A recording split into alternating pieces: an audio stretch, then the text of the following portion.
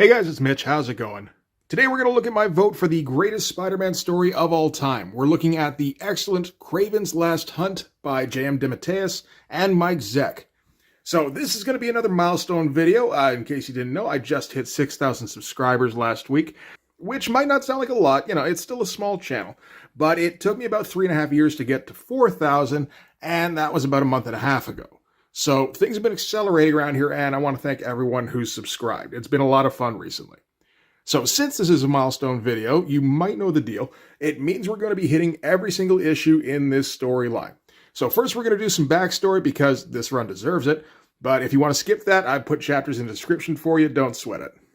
So when KRAVEN'S Last Hunt was first conceived, it was not intended to be a Spider-Man story. The writer J.M. DeMatteis originally envisioned it as a Wonder Man story where his brother, the Grim Reaper, who was like a second-tier Marvel villain, would bury Wonder Man alive and be finally victorious for once.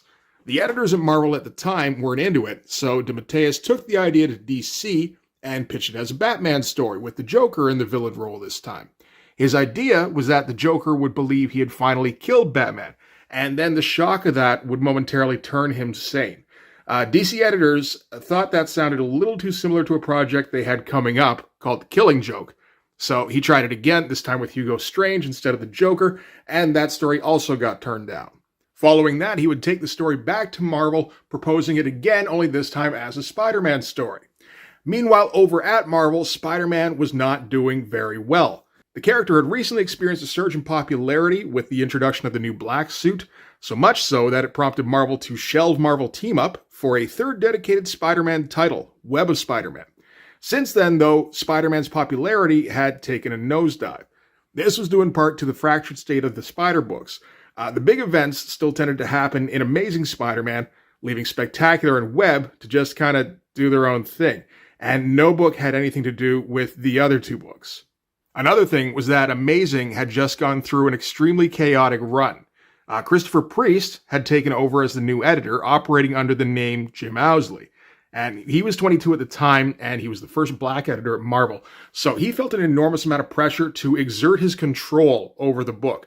And the way he decided to do this was to basically sabotage the current ongoing story. And that was the Gang War storyline by Tom DeFalco. He decided to screw with the outline of the story that was featuring the new villain called the Rose, throwing in all sorts of red herrings and false reveals before eventually landing back on Tom DeFalco's original plan anyway, squandering any tension in the confusion. Then he did essentially the same thing with another new villain. This was the Hobgoblin. So originally, this was meant to be a character named Roderick Kingsley, and Priest changed it to be Ned Leeds, who was one of Peter Parker's best friends at the Daily Bugle, and he was married to Betty Brant. The reveal didn't make any kind of fucking sense. Like, for one thing, sure, Leeds didn't have super strength, but more importantly, he didn't have any motivation to be a villain. It was an out-of-nowhere, I've been right beside you all along kind of reveal that just degraded the already diminished goodwill from Spider-Man readers. So eventually, Priest was fired from the book. And these days, he recognizes how much harm he did to the title, and I appreciate that. But at the time, it left his replacement, Jim Salicrup, in a tight spot when he came on board. The Spider books were in complete disarray. And then adding to all of that was the sudden decision from Stan Lee, who was writing the Spider-Man newspaper strip. He wanted to get a big media event going by marrying Peter Parker and Mary Jane Watson. And this was completely out of nowhere. Peter wasn't even dating Mary Jane in the comics. He was too busy making out with Black Cat. But the mandate from Shooter was that the comics had to match the strip's continuity. So the very next issue, after smooching on Felicia Hardy, Peter decides he's all shook up from Ned Leeds dying, and he needs stability in his life. And he pops the question to MJ. Salicrup asked for a year for the engagement, but was told by Shooter it had to happen now. So MJ took 2 issues thinking it over before saying yes, and then they immediately got married in Amazing Spider-Man Annual number 21. It ended up being the big publicity event Stan wanted, and it probably made a whole bunch of money, but I don't imagine it helped readers feel like they were on any more stable ground than they were with the old regime. While all that was going on, Mike Zeck was finishing up the art on a crazy new story that would break Spidey fans' brains. So back in 1986, when J.M. DeMatteis submitted his Buried Alive story idea as a possible Spider-Man story, it was Christopher Priest that he had submitted the idea to, and Christopher Priest gave it the okay. During development, DeMatteis was thumbing through some Marvel handbooks when he happened on the Kraven entry and realized he had his guy. Kraven had always been kind of a joke villain, really. He'd been around for 20 years at that point, and he'd spent that time running around in a loincloth, not accomplishing much of anything.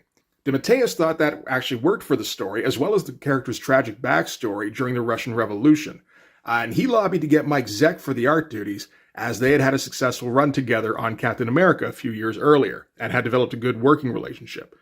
Not to mention, DeMatteis knew exactly what Zeck could bring to the table if given enough time. So Zeck got a year to pencil and meticulously construct a moody, nasty story that turned a previously underused villain into the greatest threat a hero had ever faced. It legitimized a corporate-mandated shotgun marriage, and it threw a lifeline to the entire line of Spider-Man books at the time they needed it the most. So, welcome to Kraven's Last Hunt. For those who aren't familiar, this is the deal. We're going to go through each page of this 6-issue masterpiece, and we're going to have some fun doing it. So we're going to start off with Web of Spider-Man number 31. And that by itself is interesting because originally this was pitched as a Spectacular Spider-Man story. The problem was that, of course, if you have your hero get buried alive in Spectacular Spider-Man, meanwhile he's swinging around punching the Rhino in Amazing Spider-Man, you kind of ruin any kind of tension you got going. So Marvel did something that was kind of unprecedented at the time.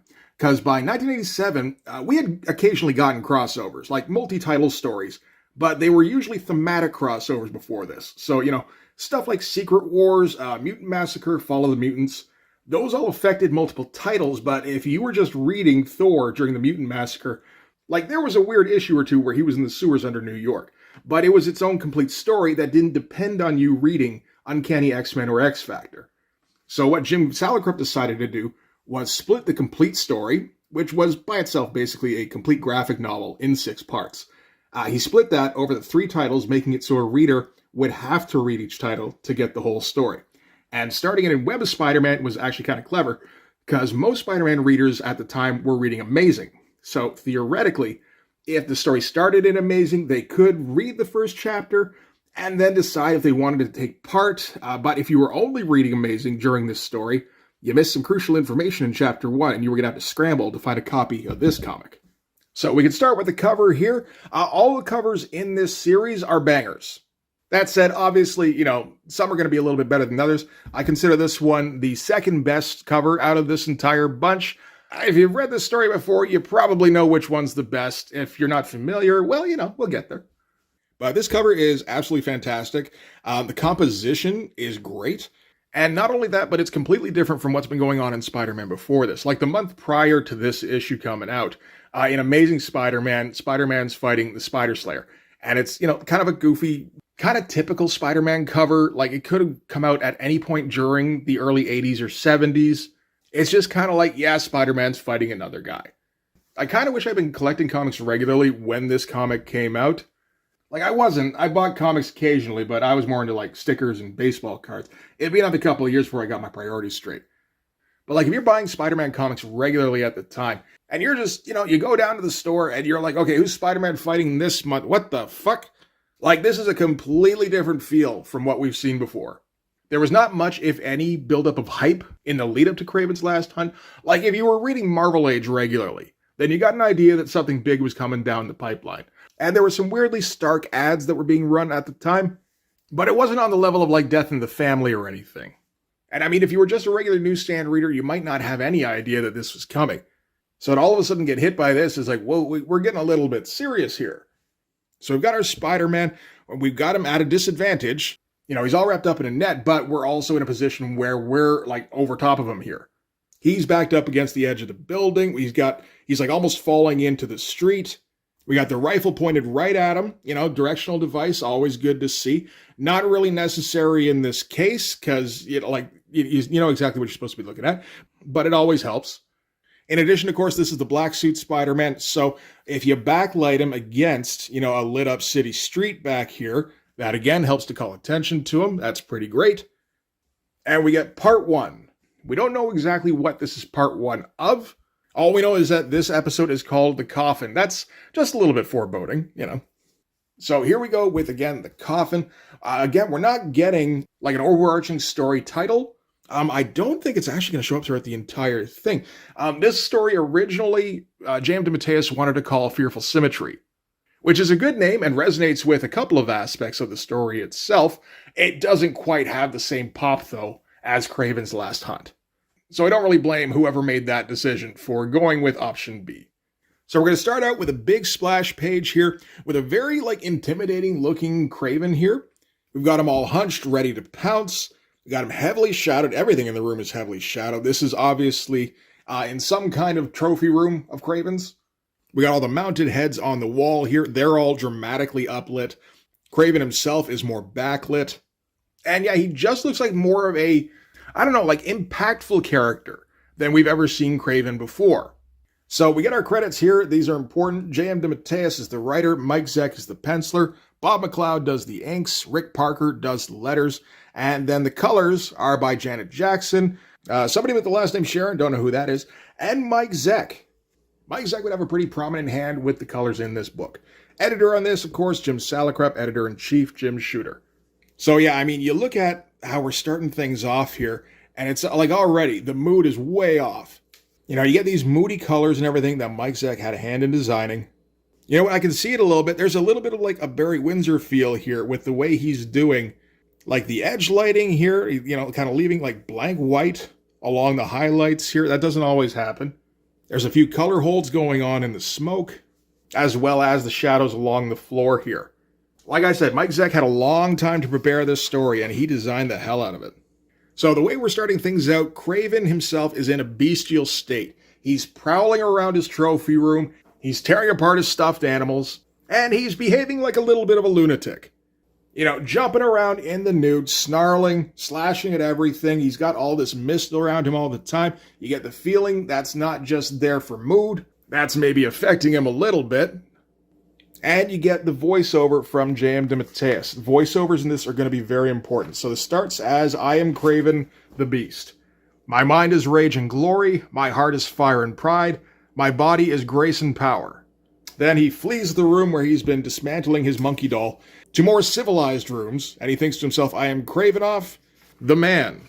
But before we do that, we get a quick interlude with a dude digging a grave somewhere. And this is going to keep popping up. But the narration continues. An old man now, though few would believe it. Just a child when my parents came to this country shortly after the overthrow of the Tsar some 70-odd years ago. There was no more room in Russia for aristocrats, for culture, for honor, for human dignity. But all those things were bred in my bones long before the Trotskys and Lenins dragged my homeland into the pit. So this is that aristocratic Russian background that J.M. DeMatteis kind of latched onto. And it's important that he start establishing this early in this story. Because we're not just bringing Kraven back for, another round. This might all be information that a longtime Spider-Man reader would already have. But it's still good to reassert it. Because we can't start this off with, Kraven somewhere setting up a trap, thinking I'm going to get that Spider-Man this time. We have to start him off as a character first in this one. And we're getting some pretty detailed backgrounds here as well. Having the long runway to get this story done really let Mike Zeck just kind of take his time and fill in as much detail as he felt was necessary. And Mike Zeck was a guy who had built up his skills for at least a decade before this. He became kind of a hotshot rising star on books like Captain America and on Master of Kung Fu. And by this time he had kind of cemented himself as one of the big names, but he's one of those big names that don't do regular work a lot of the time because he just takes a little bit too long on the page.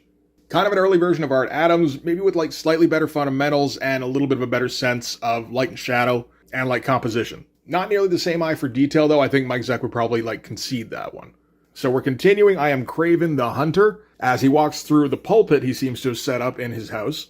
Says, I have found dignity not in the cities but in the jungles. I have found honor not in the civilized but in the primal. I have found morality. I have found meaning in the hunt. But I cannot escape time forever. Herbs and roots and potions cannot rejuvenate a dying spirit or heal a heart crushed by the weight of a corrupted age. Because that's part of the deal with Kraven is that he has lengthened his lifespan with medicinal roots. And he ends by saying, I will die soon. I must die soon. And he stops at the casket here, pulls out a black Spider-Man costume and thinks, but not yet. So that's a very grim start to this comic. That's 4 pages of Kraven prowling around his house, musing to himself, thinking about change, thinking about death. And now we're going to switch to Manhattan. We're switching to Spider-Man's point of view, where Spider-Man is also thinking about death, because that's kind of a theme in this one. So in this case, he's thinking about Joe Face. Joe Face, as Spider-Man thinks, is nothing but another street snitch. 2-bit thug. Sometimes I'd pump him for information, sometimes I'd put him away. And now he's dead. And he's thinking, why should I care about this? But the thing is, he's all screwed up about Ned Leeds dying recently. But I mean, that's kind of part of where Peter's just at this time, right? You know, like I said before, he was coming off of like a very chaotic time, which was largely down to the editing, where he was first pointed in one direction, then all of a sudden he'd switch, go in the other. So he's looking for some stability, and then there's this Joe Face problem he's got to deal with. So we're going to zoom in on this bar, where it turns out there's a bunch of thugs who have gathered in honor of Joe Face. And they're just getting together to get a collection plate going to try and get Joe a box and a patch of dirt. Speaking of a box and a patch of dirt, we're going to cut quickly to that guy digging that grave. Oh, he's getting a little deeper. So the guy here by the coffin, he's saying some final words when all of a sudden there's a creak. He looks up and Spider-Man is right there. And the design is pretty great because Mike Zeck's going to take advantage of the all-black costume by making him essentially a shadow. He gets rid of any kind of edge lighting, any kind of lighting whatsoever. So all you can really see to make you aware that Spider-Man's up there is the white eyes and the white spider symbol on his chest. Use of light and shadow is one of the big reasons why J.M. DeMatteis wanted Mike Zeck for this particular project. So Spidey, having been spotted, he swings down. And naturally, all the hoods, they think Spider-Man's there to beat the shit out of them at their buddy's funeral. So they all try to run, and he, seals the door. He's like, no, I'm not here to fight anybody. So it turns out he's showed up to try and do right by Joe Face. And, this is the human side of Peter Parker. And we're getting in from the narration here that these hoods in the bar, they don't see that human side. All they see is the costume. All they know is that costume shows up, I get the living shit beat out of me. So one of them decides he's going to try and make his rep, goes to pull his gun out. Of course, Spider-Man sees it coming a mile away, just quickly turns and goes, don't even try. And the guy skitters away. And he's like, okay, that's that taken care of. Pulls out a wad of money, says for a decent box and a patch of dirt, and takes off. And one more time, we got to cut back to that gravedigger. J.M. DeMatteis is going to make sure that by the time you close this comic, you're going to remember that goddamn gravedigger. From there, he's swinging home through the rain. It's going to be dark and raining for like the duration of this entire story. Manhattan will not be allowed to have sun for the next 2 months. And Peter's thinking to himself, like, what was even the point of that? Like Joe Face I didn't have any kind of connection to Joe Face. He was one of like 100 guys I would try to get information from or try to turn in or, just rough up a little bit now and then to kind of keep them on their toes. But it's more about what Joe Face represents. And since Ned Leeds, Peter's been thinking an awful lot about mortality. And we end with him, like taking off his costume, just kind of flopping back on his bed. Thinks to himself, yesterday Ned Leeds, now Joe Face, tomorrow, Aunt May, Mary Jane, me? Funny, I'm out there facing death every day as Spider-Man, but I never really think about it. Guess I don't let myself. Yet so many people I love have died before their time. Uncle Ben, Captain Stacy, Gwen, now Ned. Do I think I'm somehow immune? And while he's lying in bed, he spots a spider on the wall and thinks to himself, I'm going to die. And about to flick the spider, thinks about it twice and just turns out the light and mirrors what Kraven was thinking earlier, saying, but not yet. Very, very nice mirroring going on. So again, we're getting a lot of introspection from our two dueling characters in this, or at least we have up until now. Now we're just going to get flat out disturbing. As Kraven is in a glass room somewhere that he is funneling spiders into, submersing himself in spiders. And he bursts up out of them and starts shoving them into his mouth and thinks to himself, tonight. We cut to Peter, who wakes up from a nightmare, and now we're going to do some cutting back and forth, which is something J.M. DeMatteis likes to do quite a bit of. Kraven tearing through those spiders, then back to Peter thinking about the dream he just had where something was crawling all over him. Couldn't breathe or think, couldn't move, things crawling all over me. Back to Kraven thinking tonight again. We're going to get a lot of repetition. This is part of J.M. DeMatteis' style for this kind of story. We even kind of close in on that spider that was on the wall before that he so generously let live, only now it's kind of wrong place, wrong time. Lands on his hand, and he just kind of instinctively squishes it against the wall. And we got to get a close-up on Craven's mouthful of bug guts. That just ain't right. So as it is right now, we really don't have like much of a story. We just have a shit ton of mood going on. Because again, you got to remember this was designed more as a graphic novel, where it's like long form storytelling. Like, yeah, the chapters do break up into issue-sized lengths, and they do make sense as individual issues, but at the same time, not every issue has to have an A leads to B leads to C storyline. Not if it all kind of works hand in hand, which this is going to do. So we're going to cut to Peter. He's just going to go out swinging through the city because he's got to get the fuck out of his house. Thinks to himself, just keep moving. Got to keep moving. Everything will be all right. His heart's pounding. His stomach's in knots. He's just got to kind of go. Meanwhile, in a different part of town, a helicopter swoops down low over some buildings, and from them leaps Kraven the Hunter. And Kraven has juiced himself up on as much of those roots and herbs as he can stand, because this is going to be the big one. Again, we get back to that perception of Spider-Man, because like the hoods, they just see like a freak in a black suit. You know, they don't know the guy underneath. Kraven doesn't know the guy underneath either. He's not interested. He sees Spider-Man as more of an elemental force. Like, yeah, maybe there's a guy in there. Doesn't matter. He puts that suit on. All of a sudden, he's like the representative of everything that has been opposed to me my entire life. And that entity is called the Spider. Get an absolutely fantastic shot here of Kraven like silhouetted against the skyline. You know, the thunderstorm going on all around him, dramatically lit. And again, he's got that crazed expression on his face. This is not a usual hunt for Kraven. Cut back quick to that gravedigger, because J.M. DeMatteis can't let you forget about that. Feels like the rain's picking up, too. Cut back to Spider-Man real quick, just kind of crawling around, trying to talk himself down, trying to, like use the reasonable part of his brain. It's like, it's okay. You had a nightmare. You've been super stressed lately. You've been thinking about Ned. You haven't been sleeping well. You've been twisting yourself up in knots. So your nerves are shot. You're dog tired. You're probably coming down with the flu. This is all explainable. We also get this undercurrent kind of thought line. That again, this is kind of a J.M. DeMatteis trademark. Really for particularly Spider-Man stories, I think. Where just these thoughts start kind of creeping into his brain. Like he's trying to reassure himself here, but he can't help thinking this stuff here. Where it's like, so why am I so sure that something's out there, that something's waiting for me? And once more, cut back to that gravedigger. J.M. DeMatteis is just going to keep shoving that back in your mind, making you make connections. Even if this wasn't advertised as the death of Spider-Man, at this point, you're thinking death of Spider-Man. So Spider-Man's spider sense warns him that something's coming in, and a dart shoots right at his feet and manages to jump out of the way, but doesn't jump out of the way of the second dart. That catches him right in the neck. Falls off the sign that he was on the raid sign here, which kills bugs dead where they hide. Nice little touch there. And he kind of chides himself for letting himself get hit by that second dart. It's because he hasn't been sleeping. He's probably got the flu. He's all twisted up with anxiety. And then he starts hallucinating because he sees Joe Face floating in front of him. He's pretty sure he's dead. He saw his body earlier tonight. Realizes pretty quickly that that dart must have been tipped with something and looks over his shoulder and sees Kraven there. But like, look at the musculature here. Just like all the hunching and everything. They're like the great looking shadows. Such good stuff. And, he yells at Kraven. Kraven kind of pulls back a little bit. And now we got Kraven's inner monologue again, thinking, come to me, Spider. Tonight I've widened my consciousness with herbs and roots. Tonight I have immersed myself in your being, eaten of your flesh. Tonight my mind has penetrated your essence. It feasts upon you like maggots feasting upon a corpse. Which it has. He woke up screaming from a nightmare.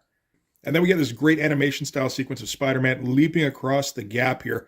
I don't know if it completely works as animation because there's a little bit of flailing around here. But then again, Spider-Man is also like drugged and maybe sick and hasn't been sleeping. So, hey, maybe he is flailing a bit. Either way, it's very cool seeing this progression. This was a bit that kind of stuck with me from when I first read this. And we still got that rain pounding down on everything. I guess the point where you're not really thinking about it, like you don't even see it, but it does still color everything.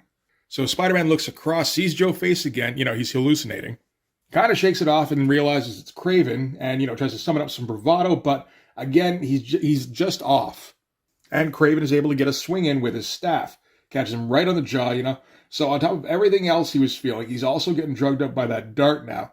And he's starting to get pretty sluggish. And, crashes onto the little rooftop down here below. Before he can get up, Kraven tosses a net over him. And now we're starting to get pretty close to that cover image. So, he's got the net tossed on him. And we get a no panel border kind of panel here. And, of course, what that does is it kind of freezes the moment and kind of places it outside of time. Spider-Man thinks to himself, like, I don't know what the net is made of, but I'd have difficulty with it at full strength. With the way I'm feeling right now, this could take me all night. And then Kraven jumps down, and, he's got Spider-Man right where he wants him. And Spider-Man's thinking to himself, like, okay, here we go. I've been in worse situations than this. I know Kraven's method. He's just like Doc Ock and the Vulture and all the rest of them. So he's thinking this is just going to be another situation where, he gets captured, they kind of rattle on about their plans, and they eventually slip up, or, they just talk too long and give him time to get loose, and he's going to beat him, because that's what he always does. He's Spider-Man. Meanwhile, that undercurrent voice is still persisting, and now it's noticing something different. It's like, wait, what's that he's got there? It looks like a rifle. And it kind of has that same effect that we had earlier when we had the quick cuts between Peter and Kraven, and it just kind of starts to ratchet up the tension. It's like there's too much going on. It feels like sensory overload. So Spider-Man's saying, come on, Kraven, rifles aren't your style. You've always been a macho man. You've always wanted to pound me into a hamburger with your bare hands. Like, he's just trying to put on a brave face and everything. Meanwhile, Kraven is he's not playing this time. He's just like, honor will be restored. And Spider-Man's inner monologue is like, look at his eyes. Something is not right with that guy. And then we return to that musing he was doing earlier where, he's struggling and he realizes, wait a minute, this is different. And he's thinking, yesterday Ned leads. Today Joe Face. Tomorrow, what? Aunt May? Mary Jane? And of course, the third thought is me, but we don't get there because we get the gunshot instead. And then everything cuts to black. And we cut to that gravedigger. Absolutely masterful pacing, everything just like building up to a fever pitch where you're like, no, this isn't actually happening. And then, the shot happens and we cut to black. And then after that, we get a big wide open panel showing you the grounds of Kraven's estate where we're going to get to breathe for a second. But that's not a good thing because that means that the crisis is kind of over for the moment and we didn't get a good resolution. Way off in the distance, we can see a burial happening. We get in close and we see Spider-Man in his coffin. And Kraven's standing over him. The pallbearers are standing beside him in the rain. It's still raining. It's always going to rain from now on. They put the coffin in the ground. Kraven puts a shovel full of dirt on top. He's got like this mournful expression going on. And we're just kind of taking our time to milk this now. And then the thunder and lightning hits, and Kraven, it looks like he's supposed to be smiling in triumph, but at the same time, it's also kind of just like a snarl. Hands the shovel out to the gravedigger and walks away. And then we get that grave slowly getting filled in. And we get the classic William Blake poem at the end, only with a little bit of a twist. So now it's got to be Spider, Spider, burning bright in the forest of the night. What immortal hand or eye could frame thy fearful symmetry? It's a brilliant first chapter of a storyline. Oh shit, this is right around the time the Punisher's coming out too, eh? Good shit. Okay, so that's chapter 1. So that leaves us in a really interesting spot because at the end of issue 1 here, for all intents and purposes, Spider-Man is dead. Like, we saw him get shot, we saw him in the coffin, we saw the coffin get put in the ground, and then the grave got filled in. From a narrative point of view, we have no reason to suspect anything else has happened, really. Now, anybody who's familiar with, how marketing works, how narratives work in comics, obviously they're not going to exactly believe that. If this was the death of Spider-Man, the media frenzy would have gone into overdrive. The publicity would have been everywhere. You wouldn't have been able to escape it. From a narrative perspective, also, it doesn't make a whole lot of sense to kill off the main character in part 1. Obviously there's going to be some kind of development that either reverses that or explains it somehow so that by the end of the story, the hero can come out on top. The thing is that, one type of person who wouldn't know a whole lot about how marketing works or how narratives work for that matter would be like your average 8 or 9-year-old who buys Spider-Man off the rack in 1987.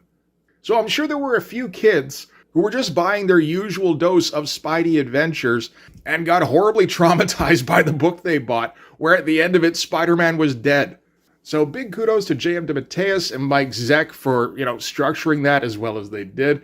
Kudos also to Jim Salicrup and Jim Shooter for letting it go through as it was, because kids need to be traumatized.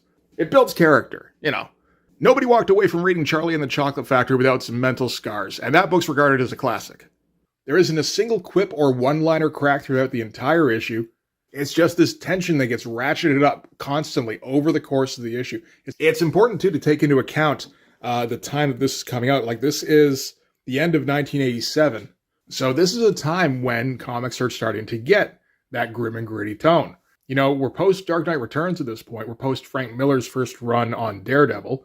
I think Born Again is happening right around now, as is Watchmen. You know, if you're a regular Spider-Man reader, you're probably thinking like, well, okay, yeah, there's all sorts of grim and gritty stuff going on. Well, like, you're always safe with a Spider-Man comic, right? By the time you get to the end of that issue, man, nowhere's safe. Spidey just got shot in the face.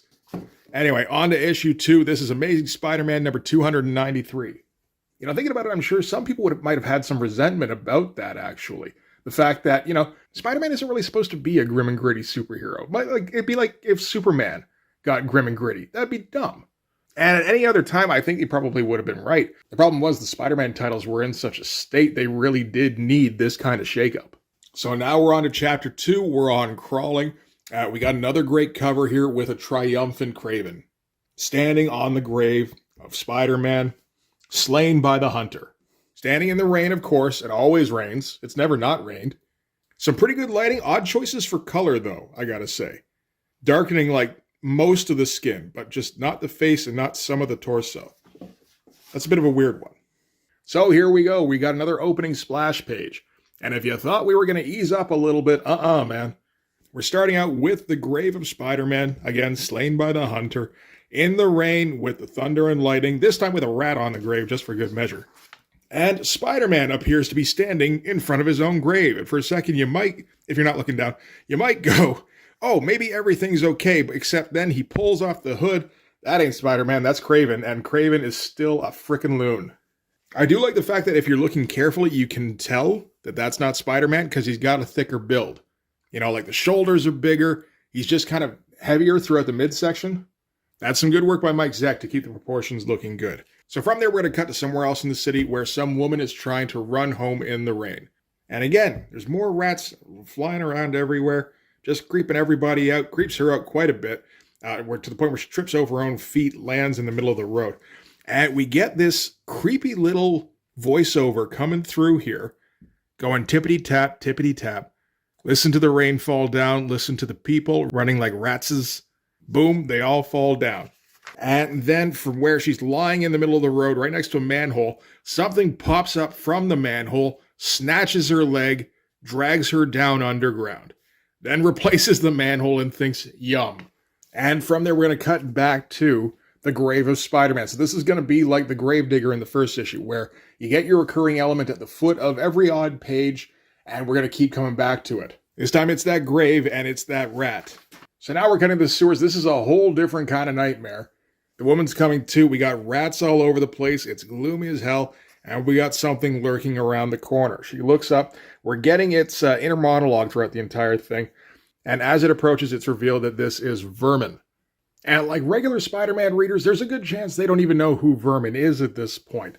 So it just might look like some creepy werewolf that's coming around the corner here. But J.M. DeMatteis and Mike Zeck know who Vermin is because they created him back in their Captain America run. And Vermin is kind of a sympathetic villain. He was kidnapped and experimented on by Baron Zemo, and he's always had this kind of childlike way of thinking. You know, even here we do get the inner monologue, and it's kind of creepy, like he can't stop thinking with extra S's.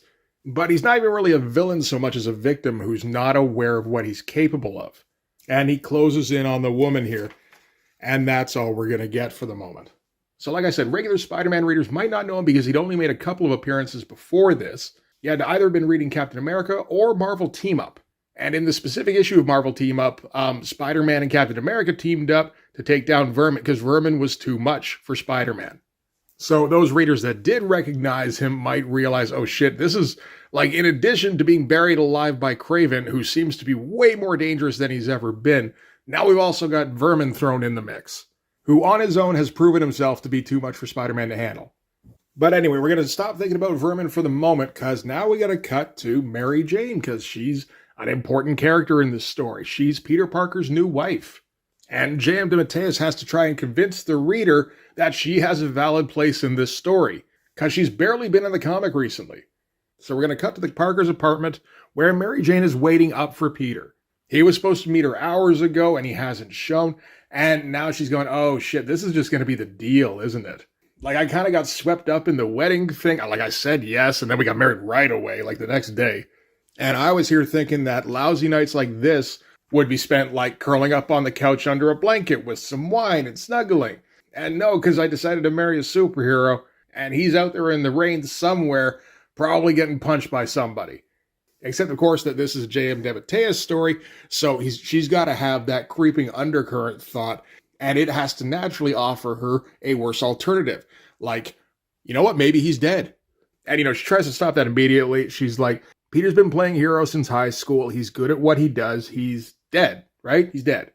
While she's thinking this, she spots a rat sneaking around in the apartment. They're newlyweds. It's an apartment in Manhattan. It's probably pretty shitty. And, while she's trying to deal with this, she's got it building up in her head. Like, this is what she gets to deal with going forward. Every time he's late meeting her, she gets to think he's lying in an alley in a pool of blood, floating face down in the East River, shot, stabbed, bones broken, head crushed. And while she's thinking that, the rat turns on her and she advances with the boot of terror, and beats it to death. And then she's kind of overcome by, just how gross that was. And she has to run away. But, we're keeping up the theme of just like morbidity. Everybody's thinking about death. And speaking of, we got to cut back to Spider-Man's grave, where that rat is still on top there. And now that we know that Vermin's in the story, it kind of makes sense for the rats to keep popping up in this thing. So now we're going to cut back to Kraven in his stolen Spider-Man valor. And he is reveling in his victory, leaping from rooftop to rooftop, thinking about how he's finally been victorious.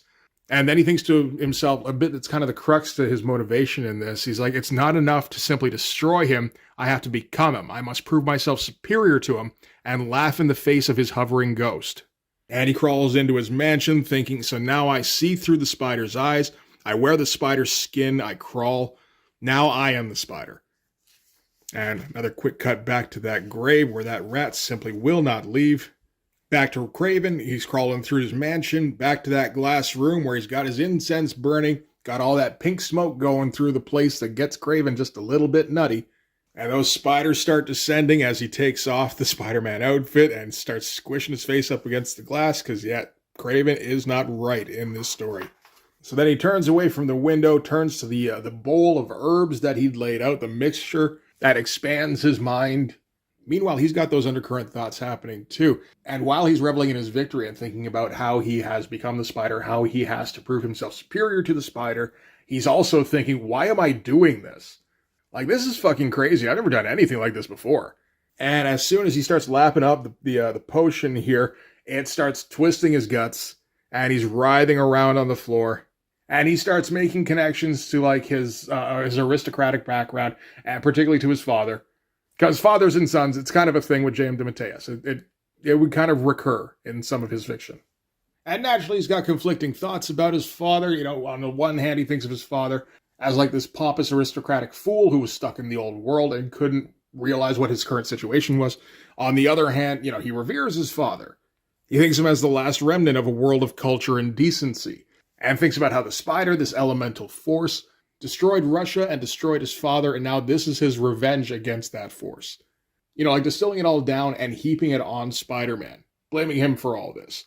And he's like flailing around and just like destroying the room he's in, and then he sees a vision of the spiders just kind of coalescing into this giant spider that confronts him.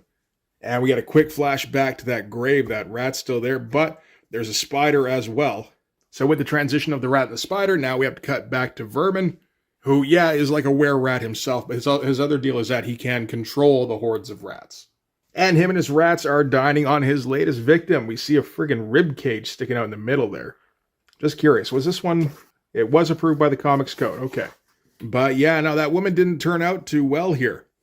And while he's eating here, he notices that there's a newspaper nearby, and that kind of tickles a little corner of his brain. Because one of the deals with Vermin is that he has that childlike mentality, but he also just, he doesn't remember anything for very long. So he barely remembers what a newspaper is, barely remembers being able to read, but he does recognize some stuff in the newspaper. In particular, he recognizes Spider-Man, because he has come across him before. All he remembers about Spider-Man was that Spider-Man hurt him at some point. And at first he's going to run away, but then he realizes, you know what, no, I'm Vermin, I'm strong, I got my rats with me. I'm going to go up to the above world. I'm going to confront the spider, much like another character in this comic is doing.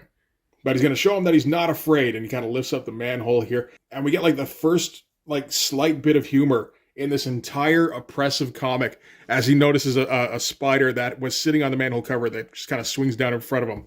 Eyes go wide, and the manhole cover clanks tight. So, maybe not quite ready for the confrontation just yet. But like that was kind of necessary, man. This is the halfway point of the book.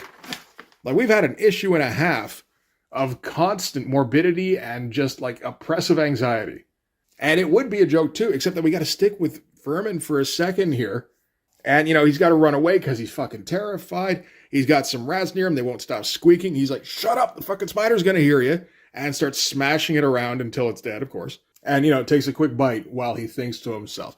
But, like this is our villain. Like he's not a villain. He's kind of pathetic and pitiable. All right, from there, we're going to cut back to Mary Jane. She's making her way through the streets. It's still raining. It's still night. But she's decided to try and make herself feel better by going out and looking for Peter. And she's like chastising herself the whole way. It's like, what am I going to do if I find him? Do I go, oh, hey, Spider-Man, good to see you. Your wife at home misses you. And while she's walking along, she gets catcalled by a couple of dudes who are out in the middle of the night in short shorts. That's never a good sign. And she tells them both to get stuffed, which is, again, it's not a good idea. You don't tell guys in the middle of the night in short shorts to get stuffed. No matter what, it's not going to lead to good things. And we got to do another quick cut back to the top of that grave. Rat's still there. That spider is advancing. And now we got to cut back to Kraven, who is facing down the spider, which is basically the embodiment of his worst fears now. And in his altered state, like he's in a state of terror. We get a whole bunch of inner monologue here, just kind of detailing where Kraven's at right now, which is like really helpful because at the moment, he's kind of the main character of the book. But, on the one hand, he's got part of himself that realizes that, like, the spider isn't even real. There is no such thing as a supernatural elemental force that has been working against him his entire life. You're just 80 years old and on drugs and hallucinating. And at the same time, he's got, like, a dissenting voice saying, well, yeah, but this is kind of who I've decided to be. I spent most of my life being this guy, and this is kind of what everything has been leading up to. I have to stand up to the spider, even if it's not real. And I have to conquer it and prove I'm better than it in order for my victory to have any kind of meaning. So you get the feeling he thinks that no matter what, this is going to be an empty victory. Even if he is successful in his perception, in defeating and replacing Spider-Man, there's going to be a part of him that doesn't believe that means anything anyway by the sound of it.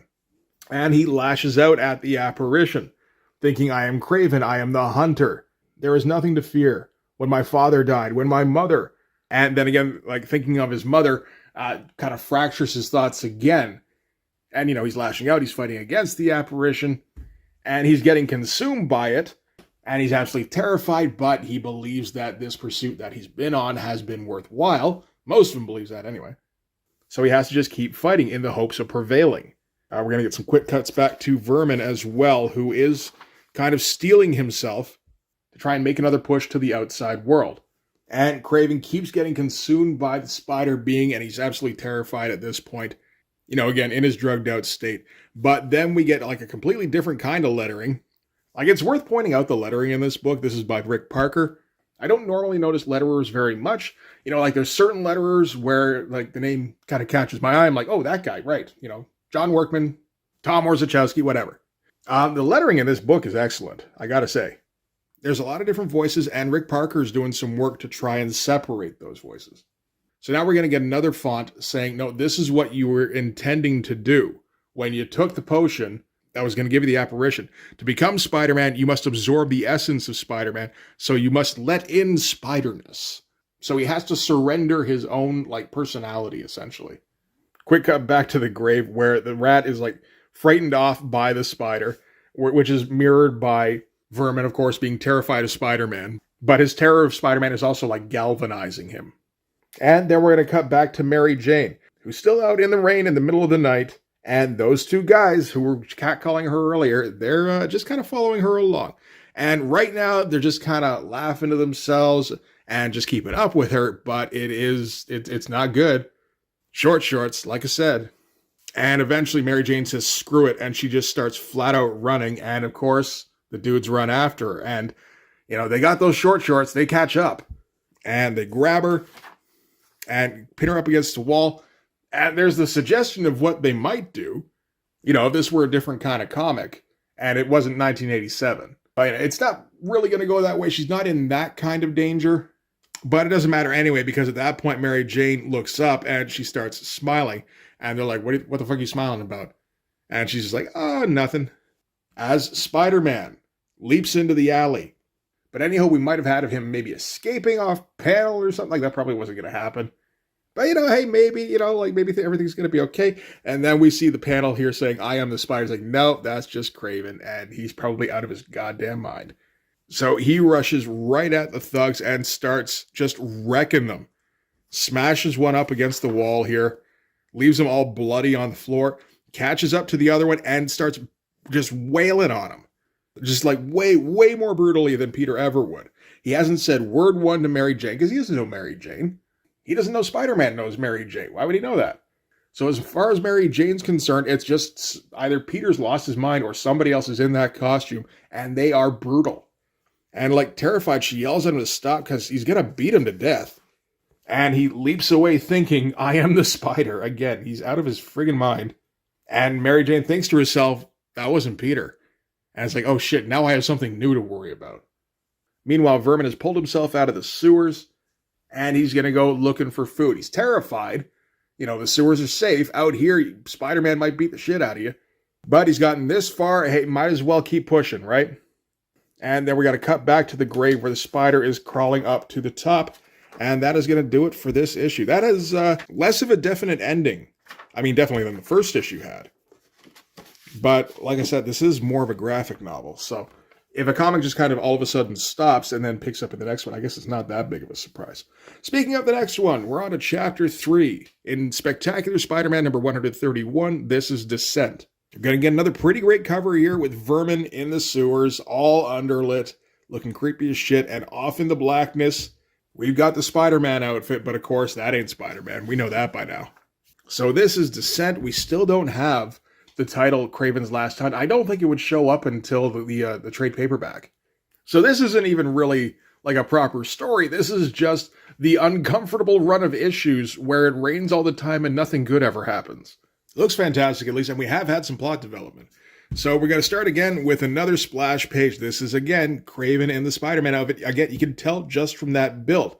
If you can't tell from that, then he's not swinging on a whip. He's got a rope. Good shot. And again, it's nice and creepy. So this is, you get the impression that altercation between Kraven and the shorts guys in the alley, that might have been his first outing as Spider-Man.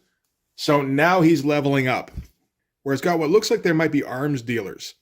And naturally, he's going to take them down himself. And I mean, even if he doesn't have Spider-Man's powers specifically, he is still a supervillain. Like, he does have like enhanced agility, enhanced strength, all of that.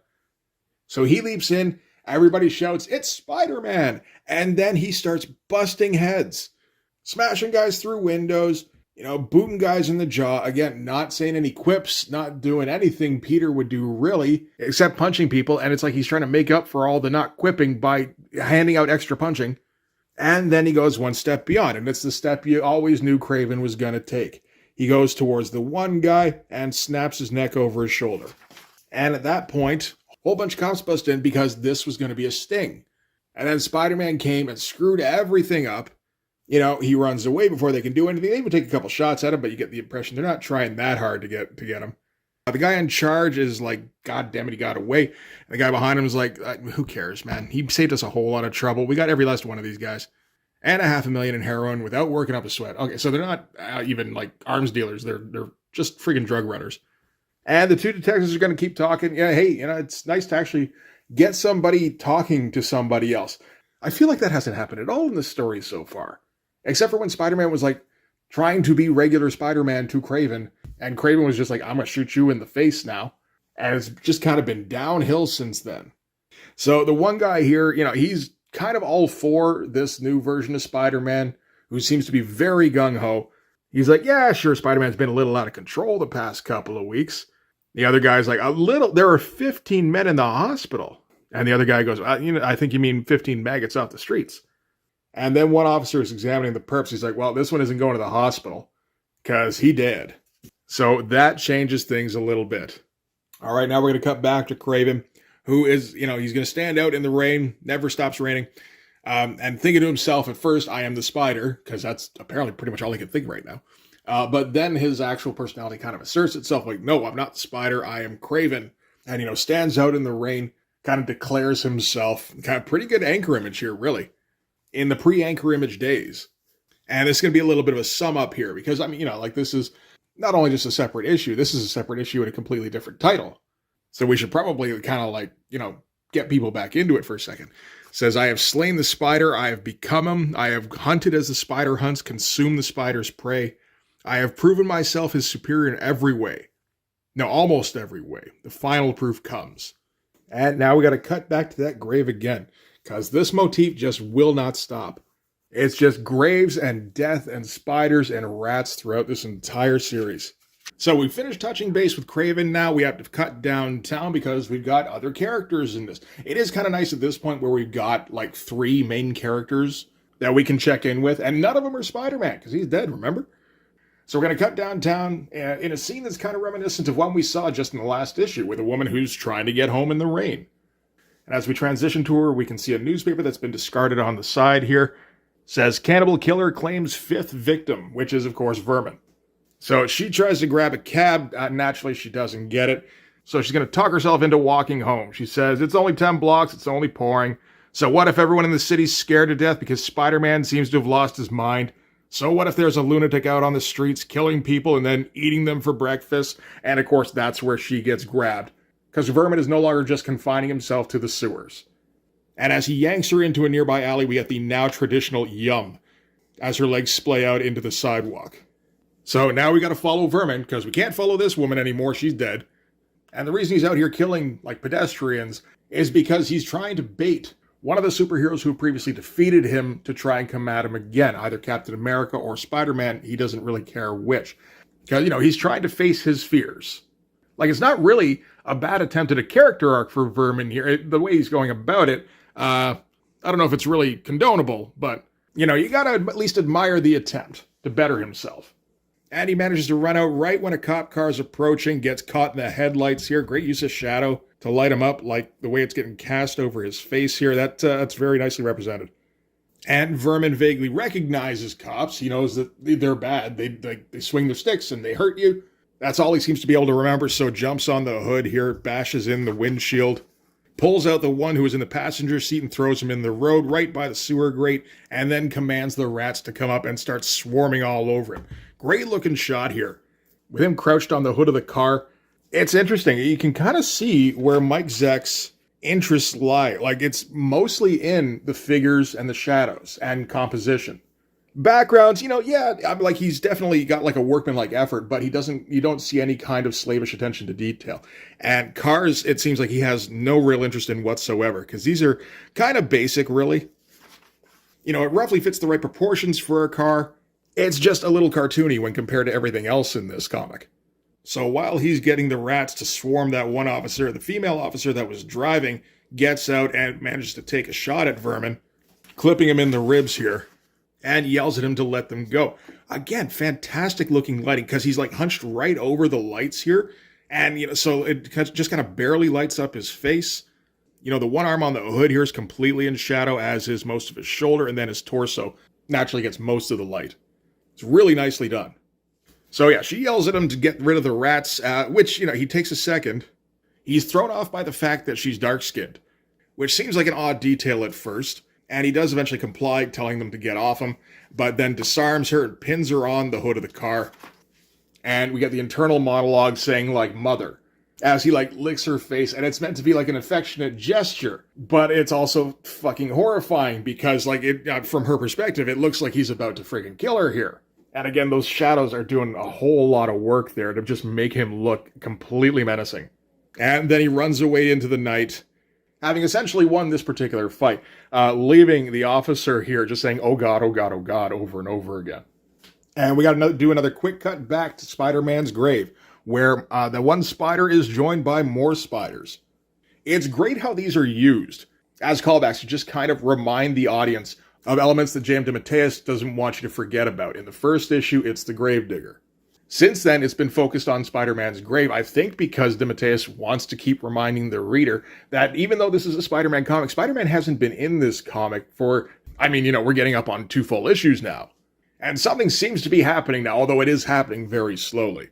So from here, we're going to do a quick cut to our third main character. We've checked in with Kraven, we've checked in with Vermin. Now it's time to check in with Mary Jane. Again, another smart choice to feature Mary Jane in this as heavily as he did. And it's good to have 3 characters to kind of circle around. Kraven's obviously the antagonist. Vermin is a sympathetic character to a degree, but his actions preclude him from being a protagonist. Which leaves us with Mary Jane, who, is obviously sympathetic as well, but she hasn't done enough to establish protagonist status. So we don't really have one right now. We're just kind of circling around these 3, waiting for the next big story beat to happen, which is going to happen pretty soon. So with Mary Jane, she's going to show up at Robbie Robertson's apartment because she doesn't know where else to go. Peter's missing. He's been missing for a little while now. I think we're well past Peter just being, a few hours late. I think we're on to a week or so at this point.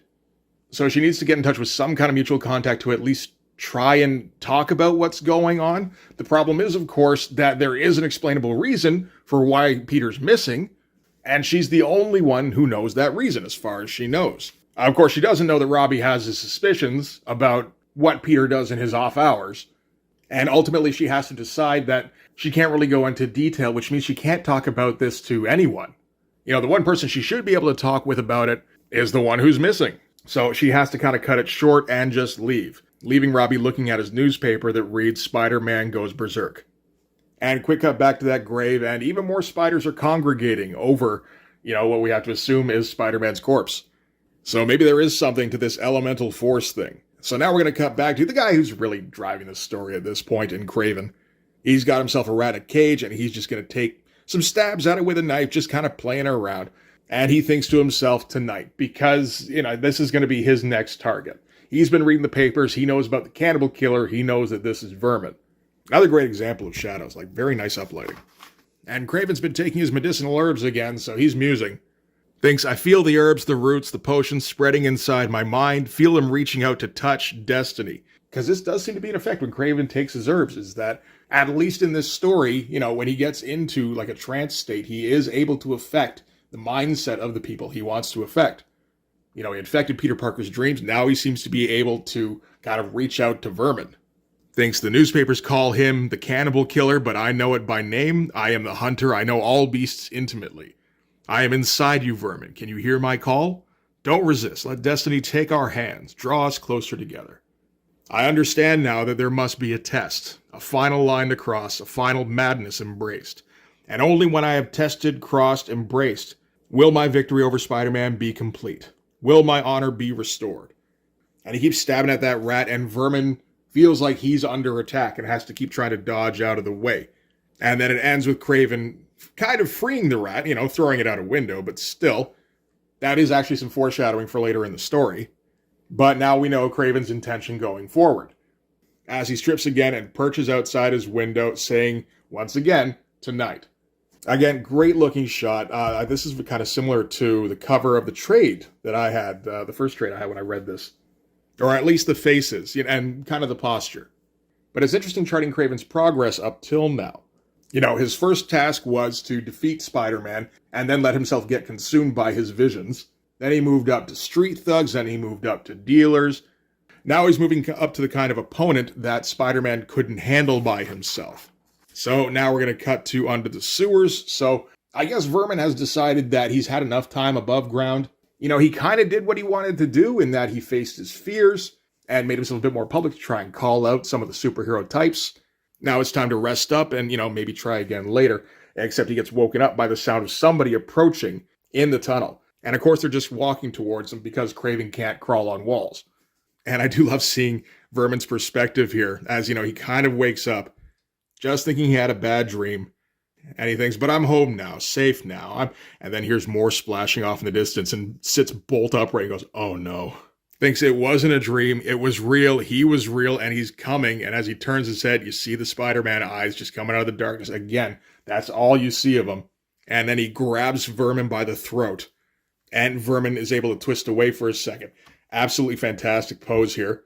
as Kraven strikes a kind of Spider-Man pose, but this is a little bit closer to what we've seen Kraven doing up until now. And he's making a very clear point here. He's like, hello, Vermin. Remember me? Remember the last time we met, how you almost defeated me? But I defeated you, didn't I? And Kraven's like, no, not fair. You weren't alone. You had Captain Flag with you. And we get a close-up on Vermin here as he reiterates, you weren't alone. And again, he's kind of stealing himself. So it's actually kind of important that earlier on, he was kind of building up his morale and trying to face his fears, because he's going to have to do that again now. And then he leaps at Kraven, and Kraven's like, that's right, I wasn't alone. I had help. I cheated. Alone, I could never have defeated you. Do you understand? And, flips Vermin over. Vermin kicks him off and yells, yes. And now they're going to get down to it. Vermin takes a swipe. Kraven swings out of the way and delivers a kick. Pretty good one. He's in control so far, except Vermin's able to grab his foot and take a bite. And Kraven yells no, and yanks apart the pipe he's swinging on and smacks Vermin with it, which is debatably also cheating. I guess it comes down to what qualifies as cheating to Kraven. Whether he really wanted to get into a hand-to-hand with absolutely no help whatsoever. Like no weapons or anything. Like he is still experiencing the benefit of those herbs in that he's got some enhanced durability and strength. So that's also kind of an advantage on his side. Vermin himself also has enhanced durability and strength, so it's all just kind of nitpicking at this point. But anyway, they stand apart from each other, and they're just snarling like animals, and that's how it's going to get now, where they lunge at each other, and they're just grappling in the water. And Kraven's able to get some hits in, and he just keeps hitting. Thinking to himself, alone he could never have defeated you, but I can, as he keeps pounding away at him. Dishonored father, sainted mother, stained honor, which, again, could be a reference back to the using the pipe. I don't think that's the case. I think stained honor is just his generally, like what he was experiencing before he got into this whole thing that he's planned. And at the end of it, he stands triumphant over Vermin as well, thinking to himself, I am the spider and I know. In ways normal man cannot, I know, I see into things, beyond things. I see the strands of fate that bind us, victims to victors. I am the spider, and I rise up from the lower depths triumphant. As we do a quick cut back to the grave, where, it's now a mass of spiders on top, and a disturbance is happening. Something is rising up out of the depths. Nice mirroring going on there. And then we end with a random manhole being popped up, and Kraven emerging, carrying Vermin, thinking up from the depths, triumphant, as he just walks home with his kill. And then we do a cut back to that grave with the hand rising out. And importantly, the first thing he thinks is Mary Jane. And that's where this issue is going to end. And that's an absolutely wild one. I think this is the only one I bought off the rack at the time. I think it probably would have been in a convenience store in Mississauga. And I can't quite remember what exactly I made of this. I don't remember seeing any other chapters of Kraven's Last Hunt on the shelves. So all I got was like 20 pages of, very nice but creepy art, and Kraven running around and being kind of horrible. And then at the end there was Spider-Man pushing up out of his own grave. I don't think I would have known what the hell was happening. So now we're on to the best cover in this series. In the discussion for best cover on a Spider-Man comic ever, depending on your preference, it's my favorite personally. In the discussion for best Marvel comic cover ever, as Spider-Man pushes himself up out of his own grave. When Mike Zeck first got the okay for this assignment and he got an idea of what the covers were going to be, this is the very first thing he drew. Because he's like, man, that cover's a gift. If you don't know what to put on that cover, you shouldn't even be in this business. And everything works on this cover. Like, there's some subtle underlighting on the figure itself, which doesn't make any sense. There's no lighting in this place. We got the grave looming over Spider-Man, even crossing over the title here, which didn't happen too often. So this is Web of Spider-Man number 32. Well, this is the facsimile anyway, because I couldn't find a copy on my comic shop that was remotely affordable.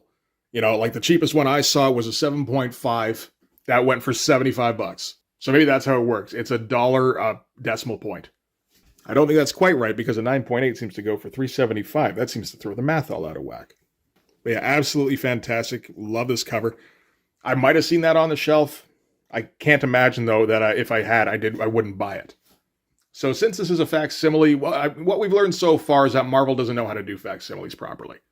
They clutter up the cover with extra logo branding and the barcode that doesn't fit the old template. They also like to do chromium and shit. I guess DC does that as well. And that, more importantly, they use a glossy paper that's high stock for the interiors that usually doesn't mix well with the way the colors were presented originally. And I mean, the whole purpose of a facsimile is to present the comic in its original form. You know, the idea should be that this is for people who couldn't get it the first time around. And it's more affordable than trying to pick up a back issue. So when you pick it up and the colors tend to be a fair bit more garish than they were originally, then I don't think you did your job right. Additionally, I think DC just does a better job of picking which issues to do facsimiles on than Marvel does. Marvel tends to be very event and milestone focused, while DC seems to be more willing to just kind of reprint good stories, as far as I can tell. Like, yeah, they want to do milestones, but they'll do smaller milestones, like just this weird little Flash villain. But the most important thing with DC is that they don't use glossy paper in the reprints. Anyway, so now in Chapter 4, we're finally going to catch up with Peter Parker. And how's he been doing all this time? And Peter has been floating in the void. Warm, white, and peaceful. I mean, I assume they're talking about the background, not Peter himself. And it's an interesting point of view that Peter's got, because he says it's so very quiet here, I like it here. Wherever here is, whoever I am, like he doesn't even have a sense of self exactly. So this is very close to being dead for Peter. And it's, you know, soothing, because his life gets way too eventful sometimes. And here he can finally be at peace. And, you know, like, great choice on how to illustrate that by doing a very small drawing of Peter here, just kind of enveloped by the whiteness, like really indicating how it's going on forever for him. And then that piece gets intruded on by Ned Leeds. And Peter's confused at first. You know, it takes him a second to place exactly who Ned Leeds is. And he's like, oh, wait a minute, Ned Leeds is dead. And Ned starts clutching at himself going, dead? And he's like, oh, God, he's right, as he kind of decomposes before Peter's eyes here.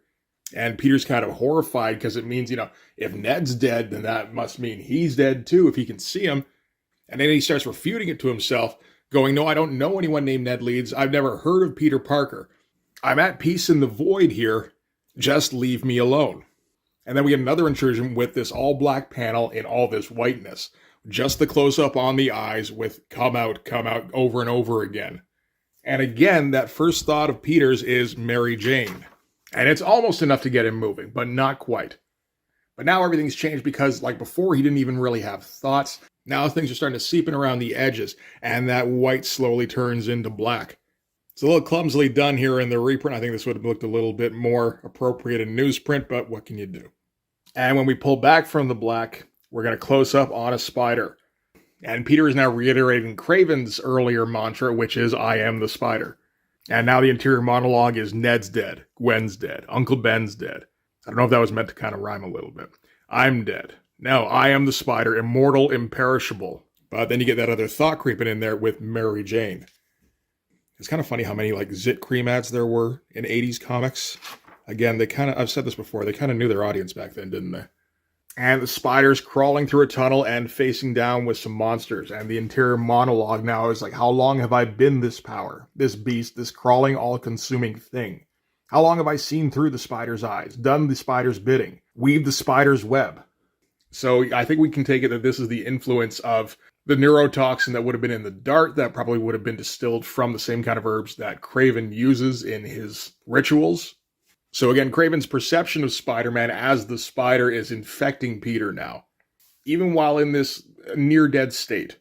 And in this kind of the monsters kind of reach out and brutalize the spider. They rip it apart.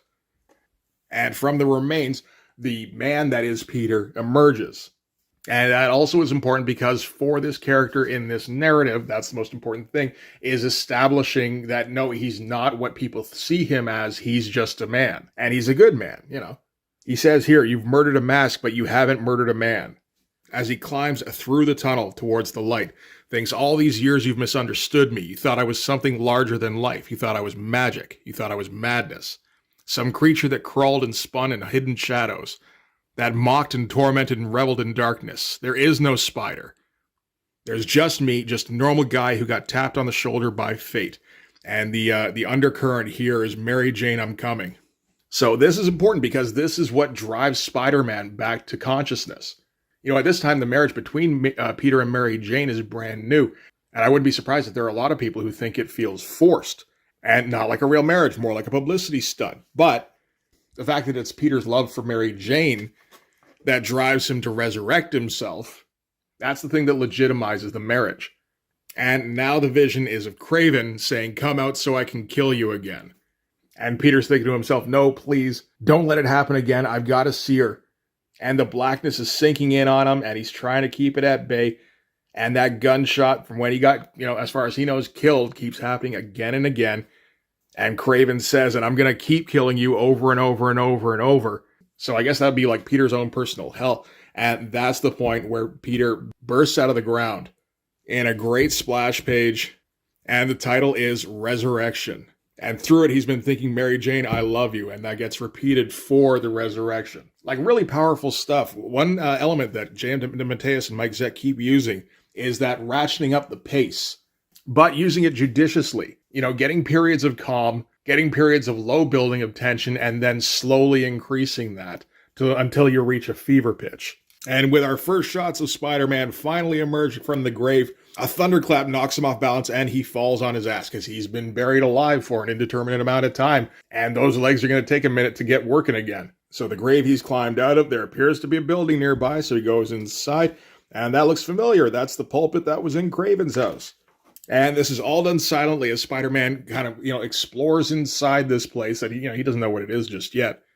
And eventually comes across some newspapers that Craven's been collecting about everything related basically to what he's been doing. So Spider-Man Berserk, Cannibal Killer Assault, all of that, but Peter's locking in on one thing, which is the dates. And what he's locking in on is that he's been under the ground for 2 weeks.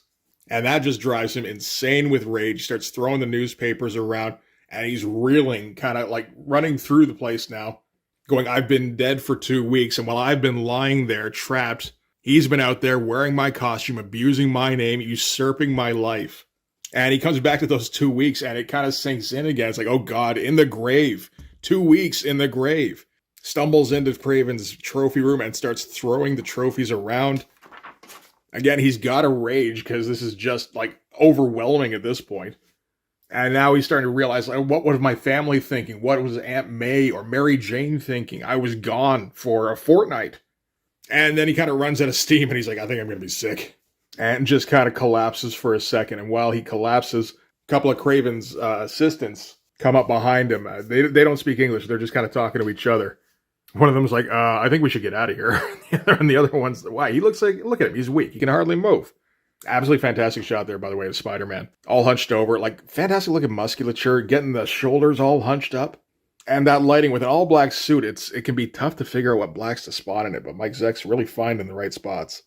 And naturally, of course, when they say, he can barely move, that's when Spider-Man notices them. And they both go, uh-oh. And he turns in a pose very similar to Craven's when he was taking on Vermin. Leaps at him and just says where, and that's about all he can say because his voice isn't working. And, like they can't speak English, of course, and he thinks to himself, look at them, they're terrified. They think I'm going to kill them. And a part of me wants to tear them apart to get back at them. And I mean, he could too, right? But ultimately, what was established in the vision is that he's not some elemental force. He's not evil. He's just a man. So he just kind of drops them, lets them go, and gets on with taking care of business, which is starting to fix some of the damage that Craven's done. Not to his reputation or anything, but to his marriage, which of course Craven has no knowledge of. And then he busts out the window, and through this Craven has been slowly unmasking himself, and now he's saying he's coming. We're going to get a quick sequence with Vermin, who's now being kept in a cage because Craven captured him. And of course, it's an electrified cage, which Vermin has to test real quick, gets shocked, and retreats back into the darkness. Interesting choice for a sequence that is ultimately a very small moment. But J.M. DeMatteis wants to take this opportunity to kind of, again, get into Peter's head and stretch out his point of view. So he's thinking trapped, dead, an animal, 2 weeks, in the ground, in the grave. An animal, Mary Jane, dead, trapped. This has got to be just going around and around in his head as he tries to get home. And so from there, we're going to cut to Mary Jane, and we're still seeing it from Peter's perspective, again, for the first time in a few issues. And he's thinking, what must this have been like for you? Because she's been sitting by herself for 2 weeks, wondering where her husband is, wondering who the hell is running around in his outfit. And I mean, if they're running around in his outfit, does that mean Peter's dead? And, kind of. And, she's just kind of aimlessly flipping through the TV, and she gets overcome for a moment, throws away the remote, but a web catches it. She turns, and he's at the window, and he quickly removes the mask to show that it is actually him. Because, she's seen somebody in that outfit again before. A dude showing up in a black Spider-Man outfit does not necessarily mean that's your husband. And then he just holds her, and then they get down to more than that, while the spider slowly descends behind them here. And, we finally got a good resolution to some aspect of this story. It took almost 4 issues to get here. We reached Peter's lowest point, but now he's managed to get home safe, and now he can start building back up.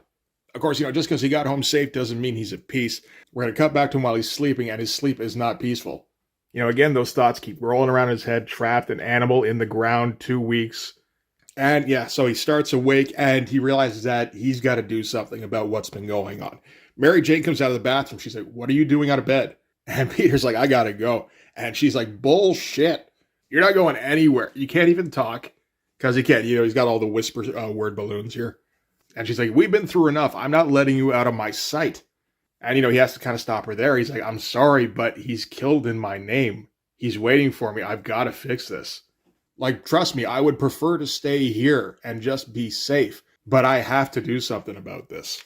And she's going to try and reel him back in. She's like, "You need time to sort this all out. You know where you've been for the past 2 weeks." And he just keeps saying, "I don't want to talk about it." And she ultimately has to reconcile that he's leaving. And he confirms, "Yeah, I'm going." And, that's that. So she has to live with it. So she takes his hand and he holds it up to his face. And it's a great little moment here, particularly with the lightning flashing here. Because who's to say this isn't the time he goes out and Kraven does it for real? That's probably going through both their minds, but this is also the man she married. This is one of the reasons she married him, I'm sure.